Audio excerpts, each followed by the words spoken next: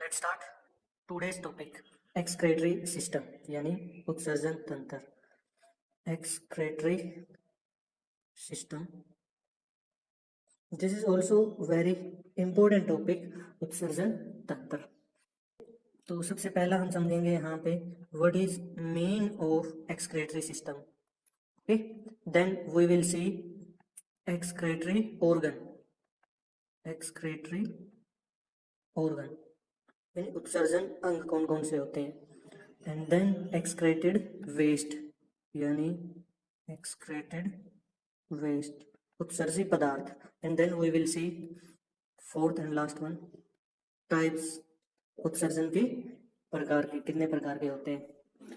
चलिए इसके बाद हम देखो इस यहाँ से क्वेश्चन आप ये मान के चलो एक क्वेश्चन आने के चांस 100% श्योरिटी है। जैसे एंजाइम से एक क्वेश्चन पूछा जाता है ना एग्जाम में, उसी टाइप से यहाँ से भी बायोलॉजी में एक क्वेश्चन बनने के चांस 100% श्योरिटी के साथ बनते हैं। तो वीडियो को लाइक और शेयर जरूर करना गाइस। कई बार देखो ये चीज़ पूछ ली जाती है, ध्यान देना, ये जो टॉक्सिन्स होते हैं अनडाइजेस्टेड फूड बाहर निकलता है उसमें स्मेल होता है ना। तो कई बार ये पूछा जाता है कि वो जो स्मेल है वो किसकी वजह से होता है। टॉक्सिन के अंदर वो गंध जो होती है वो किसके कारण होती है। दो पदार्थ होते हैं, एक होता है एंडोल एंड एक होता है स्केटोल। इसी के द्वारा हमारा मल या टॉक्सिन जो होता है उसके अंदर स्मेल होता है। ठीक है, जब मुश्किल क्वेश्चन पूछे जाते हैं तब यहाँ से पूछे जाते हैं।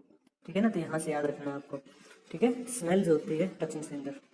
Now will see what is excretion. जब हम एक्सक्रेशन की बात करते हैं तो दोस्तों ध्यान से समझेंगे, जब हमारे शरीर में प्रोटीन का डाइजेशन होता है, ध्यान से समझना, तो इसको थोड़ा सा डिटेल में एनालाइज करते हैं।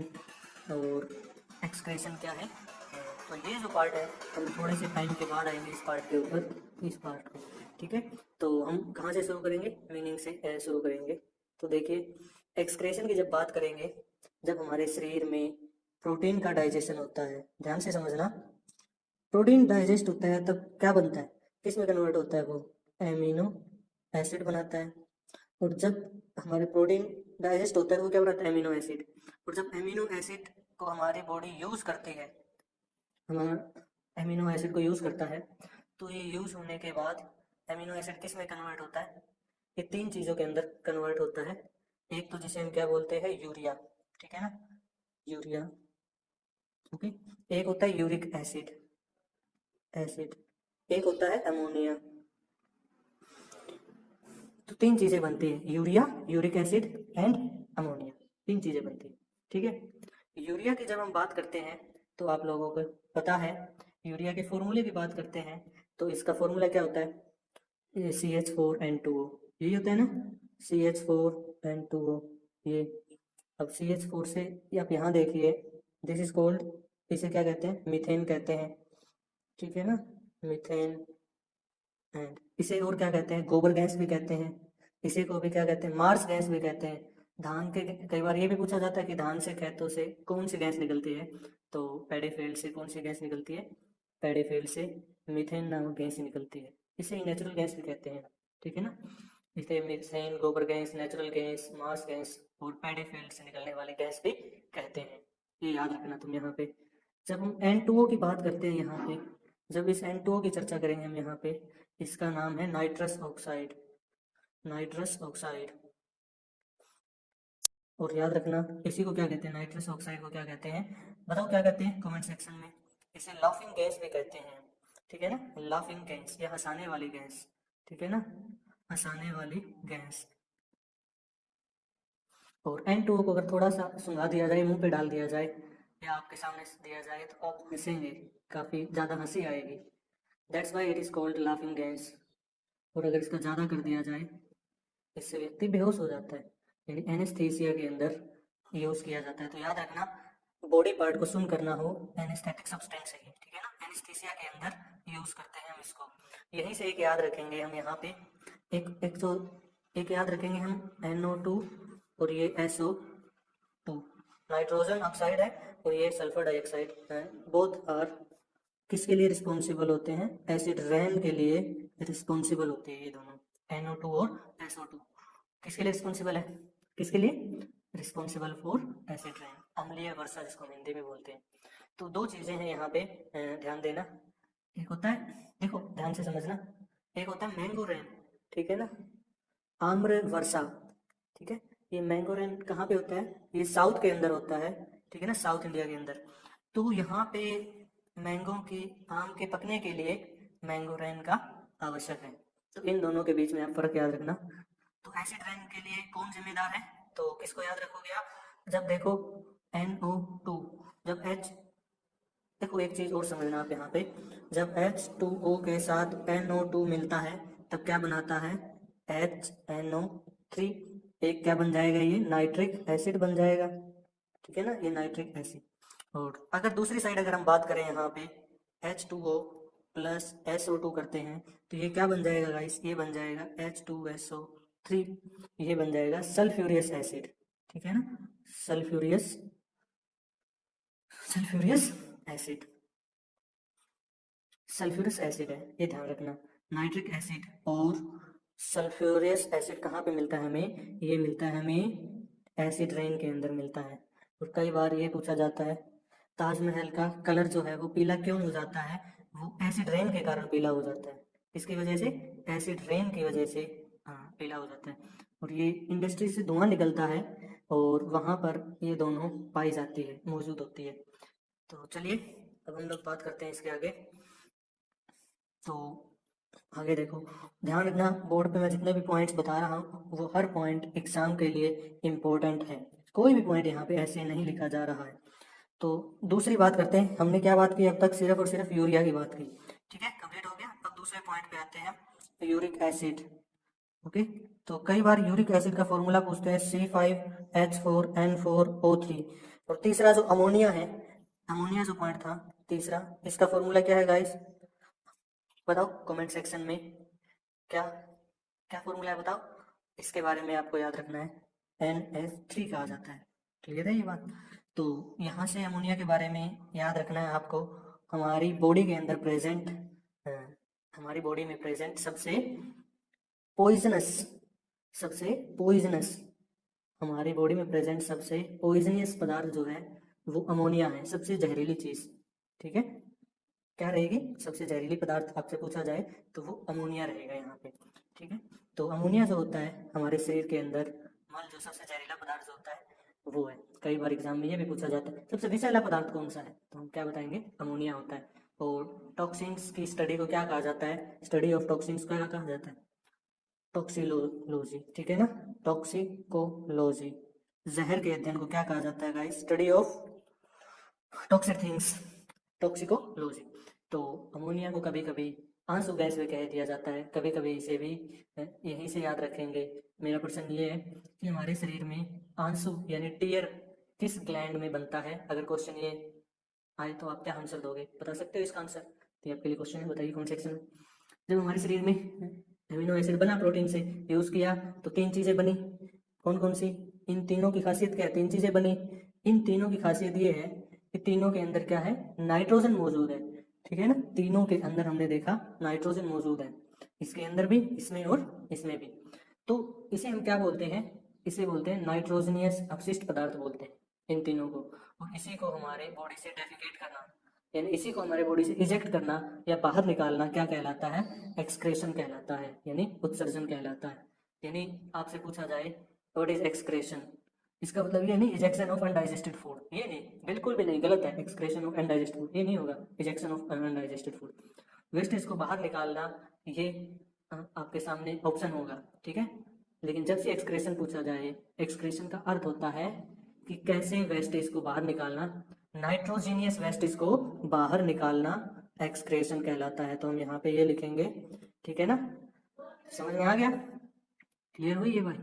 तो ये चीज ध्यान में रखना आप लोग, टीयर को लैक्रीजन ग्लैंड निकालनी है, ये क्वेश्चन जो मैंने आपको पूछा है इसका आंसर भी ध्यान रखना, ठीक है, लैक्रीजन gland.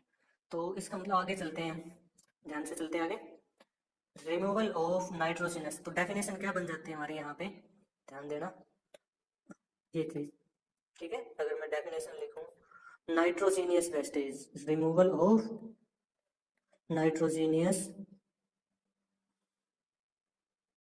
Removal of nitrogenous wastage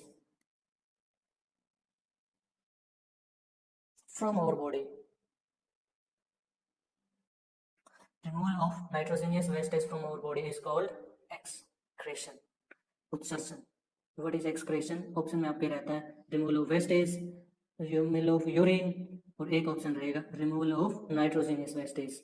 nitrogenous wastage कितने होते हैं? 3 प्रकार की होती है, ठीक है ना। ये तीनों जो है, ये जो हमारे पास है, ये तीनों जो है हमारे पास क्या रहेगा?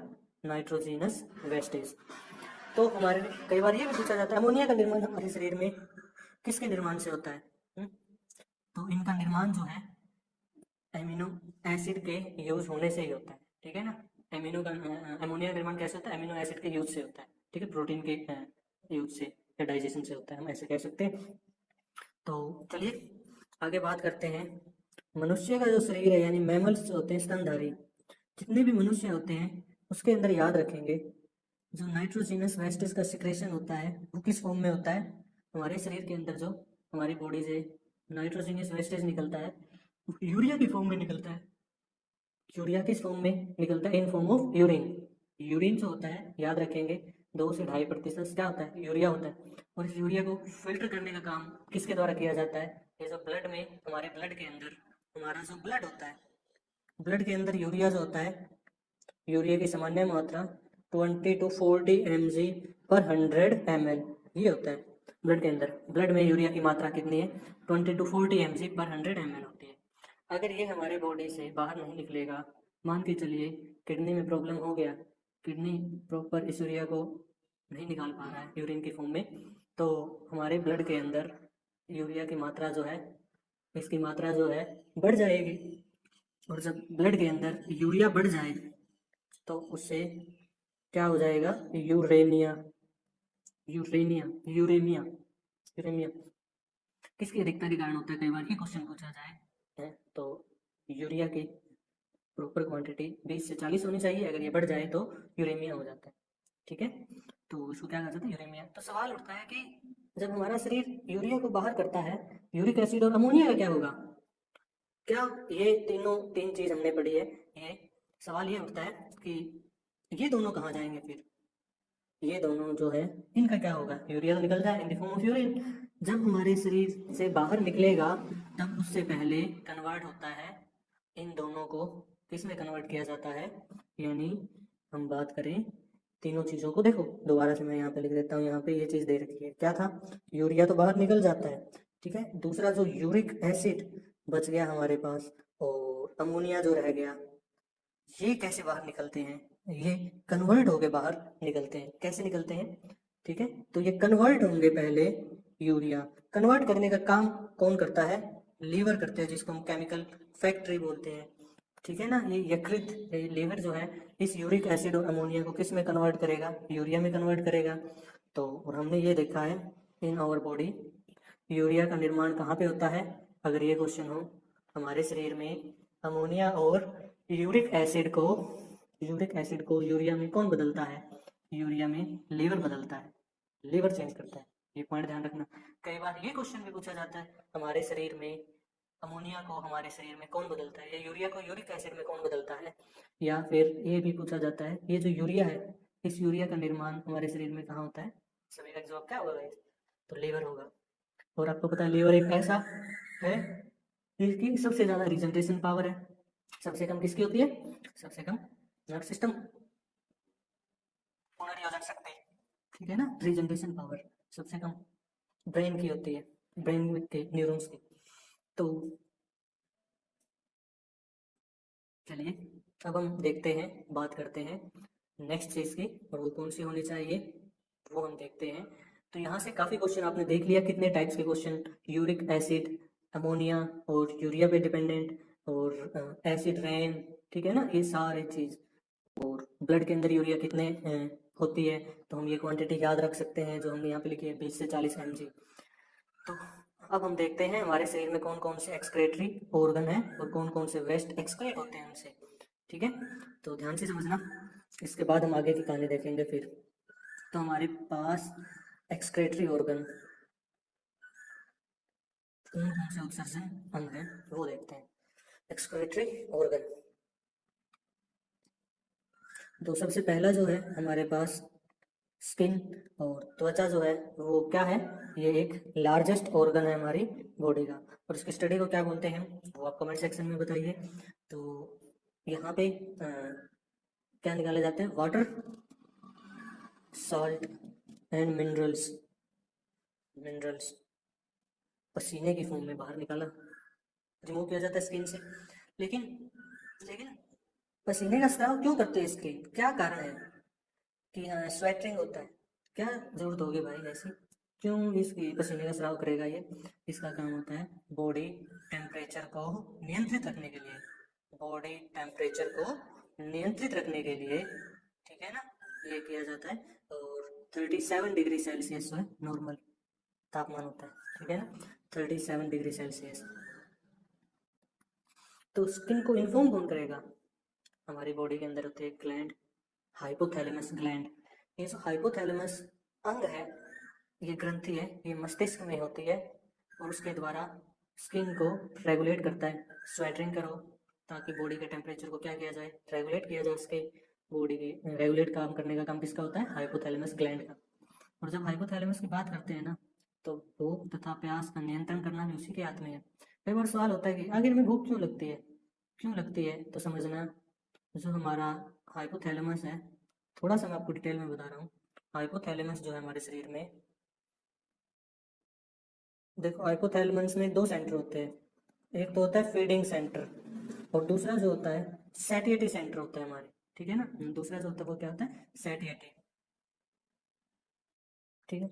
और फीडिंग सेंटर क्या करता है, जैसे ही हमारे ब्लड के अंदर ग्लूकोज की कमी होती है, फीडिंग सेंटर क्या करेगा, अमाशय की मांसपेशियों को कॉन्ट्रैक्शन होने लग जाता है, ठीक है, मांसपेशियों में।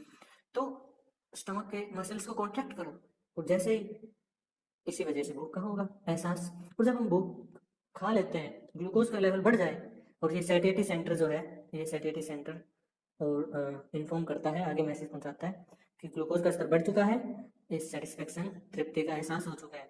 ये भूख लगने से रिलेटेड और ये तृप्ति से रिलेटेड भूख खाने के मामले में, ठीक है। तो हमने ये देखा। दूसरा जो अंग है यहाँ पे हमें देखना है, फेफड़ा, लंग्स, ठीक है। ये गैसियस वेस्टेज को बाहर निकालता है, ठीक है ना, like CO2, nitrogen, monoxide and other gases, उन्हें फेफड़ा, लंग्स बाहर निकालता है। और फेफड़े में भी कौन, लंग्स जो होते हैं हमारे शरीर में होता है एल्वियोली से बना होता है, ठीक है ना। एल्वियोली जो है फिल्ट्रेशन ऑफ गैसेस करता है, ठीक है, जितने भी गैसेस होते हैं उन्हें फिल्टर करने का काम करता है।